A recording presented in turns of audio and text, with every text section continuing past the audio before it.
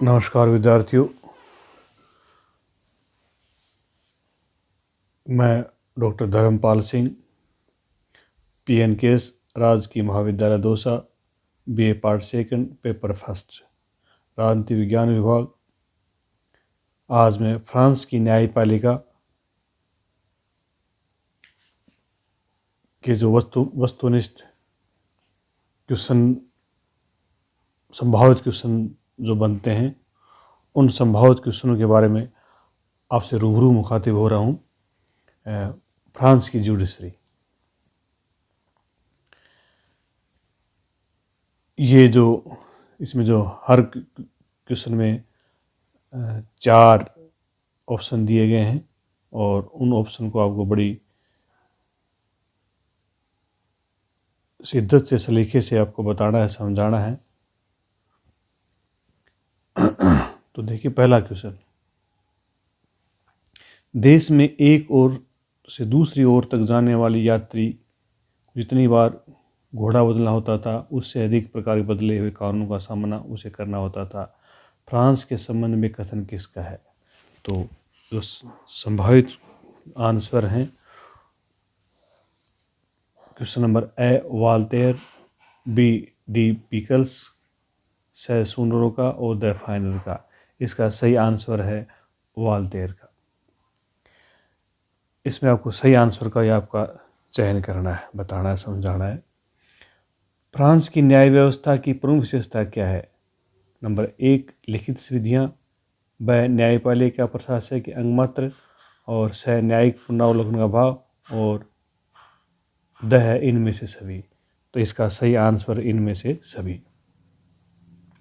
निम्नलिखित में से किस देश में न्यायपालिकाओं को मूलतः प्रशासनिक अंग माना गया है? इंग्लैंड में, ब भारत, से अमेरिका, द फ्रांस। तो सही आंसर है द फ्रांस। प्रशासकीय न्यायालय किस देश में है? ए ब्रिटेन में, ब भारत में, से फ्रांस में, द अमेरिका में।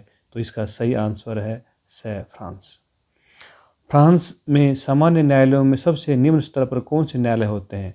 नंबर 1 ए शांति न्यायाधीशों के न्यायालय, ब प्रारंभिक न्यायालय, से अपील के प्रादेशिक न्यायालय, और से असाइज व निषेधाज्ञा न्यायालय। तो इसका सही आंसर है शांति न्यायाधीश के न्यायालय। फ्रांस के प्रथम अथवा प्रारंभिक न्यायालय में कम से कम कितने न्यायाधीश होते हैं? 1, 2, 3, 4। तो इसका सही आंसर है 3। फ्रांस में अपील के प्रादेशिक न्यायालयों की संख्या कितनी है? 20, 25, 27, 30। तो इसका सही आंसर है ए में 20 है, ब में 25 है, से में 27 है, और द में 30 है। तो इसका सही आंसर है 27।